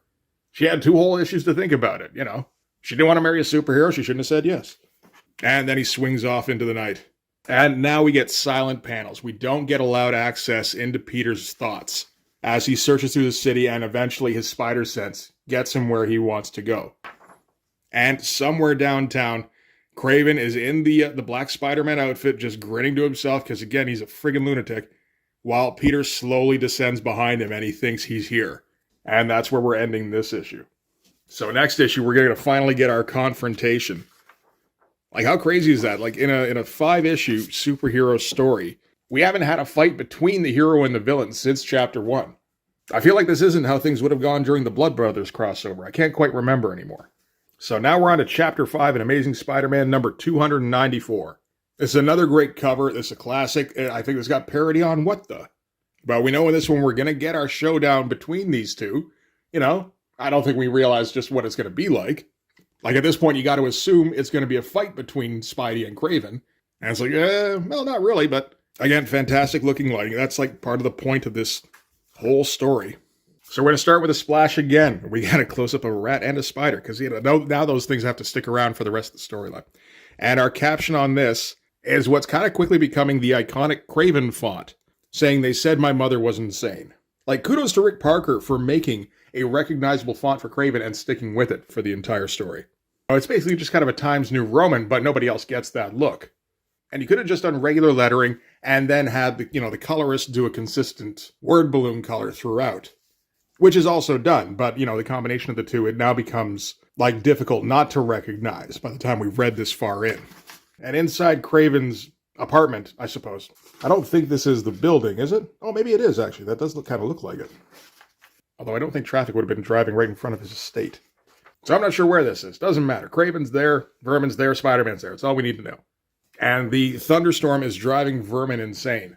And the narration from Kraven here is going to be about his mother, about how his family fled to America, and his mother was driven mad by the poverty, the filth, and the mundanity of living in America. Because, she came from aristocracy, and now they were kind of nothing. And then it's here saying, "They said my mother was insane, that she took her own life. They lied, her life was stolen from her by the spider," as Spider-Man descends behind him here. And now they're finally going to have their confrontation. And he thinks to himself, "Oh, I see now, I understand in a way I never could before. This costumed adventurer called Spider-Man is just that, a man." So up until this point, Kraven has never really thought of Spider-Man as just a man. He's always seen him as this external force. But again, from his perspective, whoever Spider-Man is infected by the force that is the spider. This is the force that destroyed his homeland, that broke his father and consumed his mother. And it's a force that he feels he's finally defeated. And, naturally, as soon as Spider-Man gets within arm's reach of Kraven, he takes a shot at him, socks him right in the mouth, yelling about how he robbed him of 2 weeks of his life. And that's the only punch that's going to get thrown between these two. And Spider-Man's ready to give in to vengeance. He's like, I'm going to make you suffer for what you did. And Kraven throws his hands up and goes, you know what? If you need to hit me, go ahead and hit me. Hit me 100 times if you want. I'm not even going to resist. I'm not going to fight back because there's no reason to. I've won. So now he just has one thing left to do, which is to try to make Spider-Man understand the nature of his victory. He's like, I killed you and I buried you and I took your place. And Spider-Man's like, well, you drugged me and you threw me into a state simulating death. And Kraven's like, yeah, but if those were bullets, it wouldn't have been anything simulating about it. And he's like, I let you live so that you could know that I killed you and that I took your place and I would prove myself your superior. And saying that, he removes the Spider-Man outfit, which of course he's never going to wear again. He doesn't have to anymore. And he thinks to himself, the man is confused, but the spider comprehends. So that's what he's been looking for. And I mean, this is, again, an 80-year-old dude who's been taking drugs all his life, who's probably in a heightened state, in quotations, right now. Like, who knows what exactly that means to him. But, it's enough for him that it looks like he's going to feel that his victory is complete, so that's something. And he invites Spider-Man downstairs to show him something. Spider-Man's originally like, you think I'm just going to follow you? It's like, you have your fucking spider senses. You know that I haven't laid any traps. Might as well. And, he hesitates for a second before following him down. And I love these shots that Mike Zeck's going to do of Spider-Man crawling along the walls after him. He's not going to follow him like a man. He's going to keep some distance, but it also keeps that spider element to him. Because Kraven, he's addressing Spider-Man, but he's more addressing the spider entity. And of course, what Kraven wanted to show Spider-Man is that he has captured Vermin. And he has to underline specifically that Spider-Man couldn't do it, not on his own, but Kraven could. And Kraven's thrown the torch into the cell with Vermin, absolutely terrifying him. And, Spider-Man gets closer, he wants to help, but the last time Vermin saw Spider-Man, he beat the living shit out of him. And, we've already established his memory isn't too good, so that is really the only memory he has of Spider-Man. And he'll do anything to get away from him. Spider-Man tries to, calm him down a little bit by extinguishing the torch, but there's nothing he can really do. And, the point here is to get Kraven's point of view. We're going to let him go on for quite a while he basically sums up everything that's been happening, which I've also been doing, so I don't feel the need to go over it too much. But, he's the driving force behind this story. We've got an idea of why he's been doing what he's been doing. Now we've got to give him his chance to really kind of explain himself and revel in his victory. Because that's the whole point of this. Spider-Man tries to reassert control, at least a little bit. Physically, he should still be kind of a match for Kraven. But Kraven leaps away and straddles a nearby stuffed elephant, thinking to himself, hear me, Spider, hear me, man. Hear the bellow of the elephant, the roar of the lion, the triumph of Kraven. And Spider-Man chucks him off the elephant, and Kraven's still kind of in his reverie, and feels like he's come to some kind of accord or influence over the spider. And, gestures affectionately with Spider-Man, which, naturally Spider-Man, he doesn't exactly have access to Kraven's thoughts, so he's going to knock his hand away. This has all just been kind of being self-indulgent a little bit, and definitely indulging the character. But I'd say it is earned after almost 5 issues. And then Kraven releases Vermin. Because this is the other part. He has to reassert his superiority. At first Vermin's terrified of Spider-Man. He's not going to come anywhere near him. But then Kraven kind of goes, you remember that guy. You remember how he hurt you. This is your chance to hurt him back. So Vermin's going to take his chance. He lunges at Spider-Man. Spider-Man doesn't even want to fight Vermin. So he's going to keep trying to leap out of the way. But, he's been under the ground for 2 weeks. And Vermin is still a formidable opponent for Spider-Man. So he is able to get some swipes in on him. And this is to Kraven proving his point, that he could never do what Kraven had done in defeating Vermin. Of course, the other aspect of this is that Spider-Man has been buried for 2 weeks, and he's got a lot of angst built up, and now he can't keep himself from kind of unleashing that on Vermin, now that he's been hurt. And it does kind of prove that if he goes full bore, he could totally defeat Vermin. It's not his strength that's the issue between the two. It's the fact that he's, compassionate, that he's always going to hold back at least a little bit. And, he's going to deliver a final blow here, but he restrains himself. And, of course, that's when Vermin strikes. And he starts taking the fight over. Meanwhile, Kraven is starting to come down from his triumph. You know, he's been to the mountaintop. Now he's starting to come down the other side. And that feeling of victory is leaving. And all he feels like now is an old man who's done. And in the fight, the tables now have turned between Vermin and Spider-Man, where Vermin's now the one who has Spider-Man at his mercy. And Kraven puts a stop to it. Interrupts him with the bullwhip, then throws the knife at his hand to pin him against the elephant. But that's as far as he's going to go, because he tells Vermin, the point has been made. You're free to go now.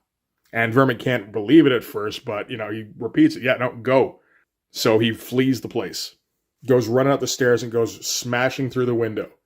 And Spider-Man is too weak to follow, but he's trying to, like, plead to Kraven, being like, you can't let him leave. He's murdered people. He'll do it again.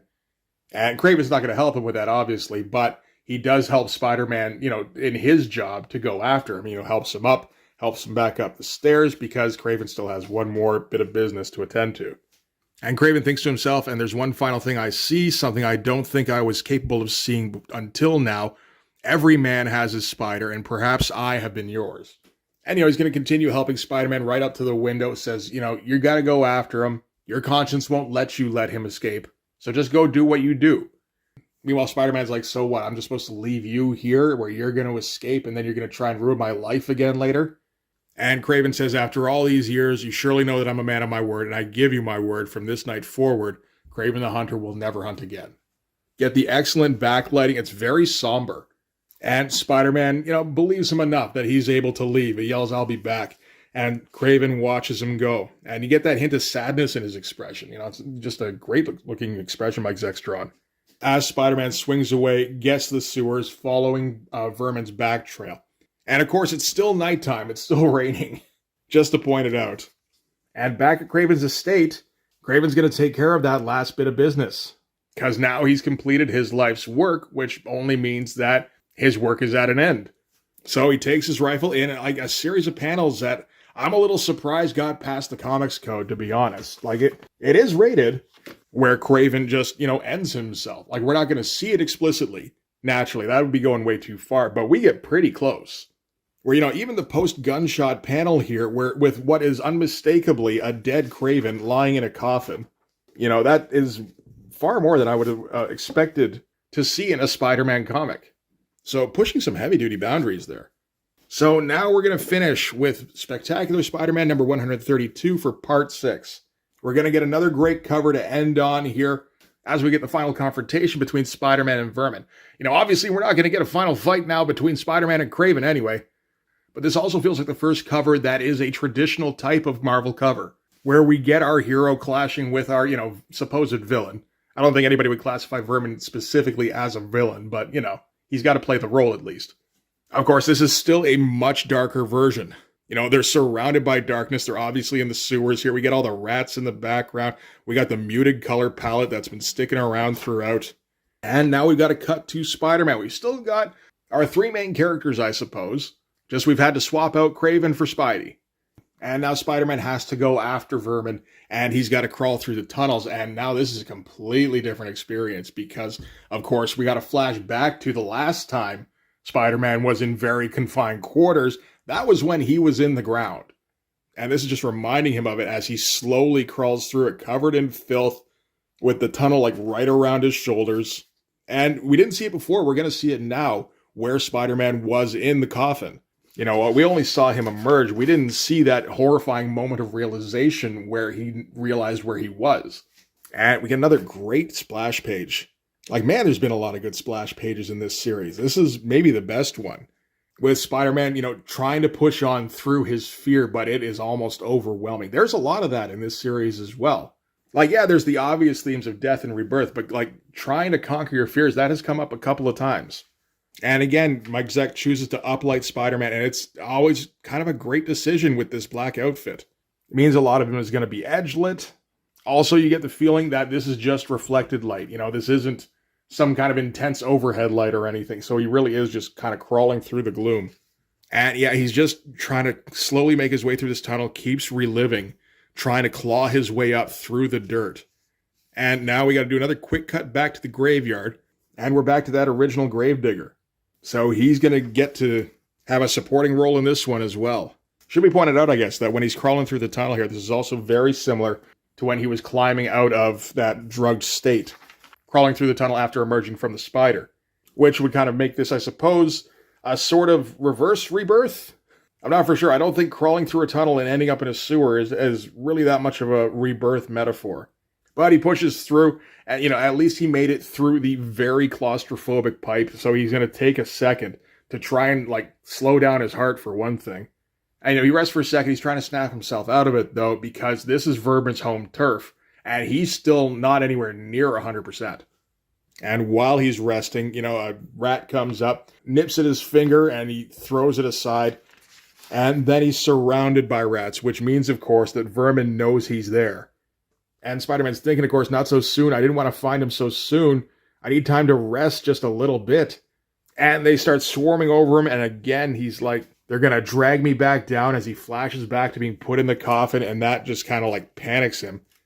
And he leaps away, starts, thrashing around at the rats, and, skitters away. Just fuck that noise. I'm not having anything to do with these rats anymore. I do love the way Mike Zeck draws him when he's crawling on walls. I've said that before, but I do still love it. Quick cut, back to that gravedigger. What do you know? He's still going. Now we're going to cut back to Kraven's estate, where the police have arrived because somebody placed an anonymous tip, and it seems that person was probably Kraven. And what Kraven's left behind is a confession of everything he did from chapter 1 of the story. He's got photographic evidence of him putting Spider-Man in the coffin, of him dressing up as Spider-Man, and he has a written account of all the deeds he did as Spider-Man. So this at least puts some doubt into the officers' heads that, okay, maybe it wasn't Spider-Man who was going around brutally beating people a little while ago.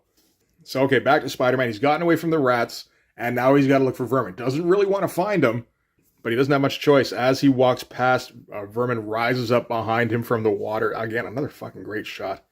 And Vermin lunges, and Spider-Man responds with a quip. This is the first quip we've had. And it's a bad one. He says, "What's the matter? Something caught in your throat?" As Vermin's snarling, and then he immediately rebukes himself. He's like, stupid, stale, useless jokes. It's like jokes have absolutely no place in this story. Vermin manages to get on top of Spider-Man and drags him under. And of course, now when Spider-Man gets dragged down into anything, he's going to think of the grave. So he tries to burst up again, but he still thrashes. This is great figure movement, too. You really get the sense he's panicking here, but he can't get a grip. And they're thrashing around the water. It's all frantic. It's all limbs flying. Every once in a while, they'll pop out for a second with somebody throwing somebody. This isn't even a proper superhero fight. This is two animals going at it. This is a little bit similar to what happened between Vermin and Kraven. Only in Kraven's version, he got the upper hand and he beat him unconscious. In the Spider-Man version, he's going to get away for a second and he's going to reassess. And, we had a bit where they burst out of the water and Spider-Man got the upper hand for a second because he was able to get a little bit of traction on the wall here to push himself from. And by the time Vermin comes up again, Spider-Man's disappeared. And yeah, he's crawled up the wall here and he's just watching Vermin. And at first, Vermin is trying to confront his fear again, except that he can't find him. And, he knows he's there somewhere and he knows if he can't get the upper hand again, then Spider-Man is going to beat him again. And it's kind of haunting looking stuff here. Again, Vermin's a pitiable character, and we're really kind of playing on that now. And we got that great Mike Zeck lighting here, where he looks like he's in a horror movie, but he doesn't look like the monster. He looks more like, a terrified victim. And Vermin says to himself, he's like, I can't take another beating like that. He almost killed me last time. And that's when Spider-Man webs him to the wall, and he's going to try and talk some sense into him. He's going to try and convince him that it was Kraven who beat him, not him. But of course, Vermin can't get this in his head right now. He's just like, you get away from me or I'm going to call my rats. And Spider-Man responds by socking him in the mouth. And then again, immediately chides himself. He's like, why would you do that? You're trying to calm him down. Don't do that. Of course, he does have to threaten him to get him to calm down, saying, if you call your rats, I will kill you. And so he's like, no, I'm not going to do that then. And then he tries to get through to him. He's like, look, I don't want to hurt you. I want to take you out of the dark and I want to bring you up into the light. And, Vermin's with him right up until he says, bring you to the light. And he's like, oh, fuck that. And breaks free. And we're going to cut back to that gravedigger. And the dawn is finally breaking. It's only been 2 weeks. But the idea of having to leave the dark has kind of reinvigorated Vermin, he has to defend himself again. Because he's not a creature of the light anymore. He's a creature of the dark. That's where his comfort is. And, again, gets the upper hand, starts slashing, does manage to rip open Spider-Man's suit. Spider-Man goes under, makes him think of the grave again. He's like, I don't want to be here anymore. And he just starts bolting. which, I mean, like, kind of throws Vermin off for a second. He's like, wait, he's running? You know, superheroes don't usually do that with me. They usually stick around until I'm unconscious. But if he's running, that makes him prey. And we're going to get a great quick cut back and forth of Spider-Man sprinting through the sewers, trying to get away, thinking, I can't let my fear stop me. And then you get the undercurrent thought going, yes, I can. And Vermin hot on his heels the whole way. And finally catches up as Spider-Man, you know, makes it to the surface. And, you know, at this point, Vermin could get away because he's kind of won. He drove Spider-Man off. But he's got to keep winning, so he's got to follow Spider-Man up. And then, of course, when he gets up, the day has broken, and he comes up in the middle of the street where there's traffic all over the place, and it's just completely overwhelming. And, I mean, Spider-Man was successful. He was able to bring Vermin up into the light. And up here, Vermin isn't a threat anymore. He's so overwhelmed, he can't even, like, respond to a dangerous situation. Like, a truck bears down on him, and he can't even move, so Spider-Man has to swing in to save him. Brings him in front of a couple of cops, webs him up so that they can take him into custody, and now Vermin is completely docile. He doesn't want to go with him, but he's too overcome to really resist anymore. And then Spider-Man, like, you know, he's trying to comfort him, but there's no way that's going to work. So he has to just leave. And at this point, the confession is out. So the cops know the deal. They know what Kraven did to him, and they're kind of blown away that even after all of that, he's still kind of looking out for Vermin. You know, full-on cannibal killer, but he's not a villain. So he has to be helped. And I mean, the character of Vermin is one that J.M. DeMatteis would come back to several times, particularly in Spectacular Spider-Man, I think. And really get into his origin, get into all like the trauma behind how he was turned into what he is. I'm pretty sure I remember him bringing Vermin back for a story that felt like it was trying very hard to be like a sequel to Kraven's Last Hunt between Spider-Man and Harry Osborn as the Green Goblin. Used a lot of the same effects that he was using in this story here, including the cutaways, including the ratcheting up the pace, all of the like conflicting narration, all that kind of stuff. At this point, it feels a little groundbreaking. I think you use it again, it starts to feel like, okay, you're just kind of sticking to the formula. But in the meantime, Spider-Man is swinging away, and he's managed to capture the cannibal killer by himself, and not by beating him into submission, by outwitting him, and then by being compassionate. And he overheard the cop talking about what Kraven did, and he's like, how would they know what Kraven did? I was like, oh, well, I suppose I'll find out once I get back to Kraven's townhouse. So yeah, obviously has no idea what Kraven did after he left. In the meantime, it just feels good to not be in the grave, to not be in mortal danger. He's actually got a win at the end of this. And now he gets to go home in the light, which we haven't seen for a long time, to his new wife. And Mary Jane, you know, who had to watch him go one more time. Not knowing again if she was ever going to see him again. She gets to welcome him home properly this time. And we're going to end back at the Kraven estate, where another coffin is getting put in the ground, this time with Kraven's loincloth on top of it. Get all the pallbearers bearing it to the plot. This time it reads, here lies Sergei Kravinoff, Kraven the Hunter, he died with honor.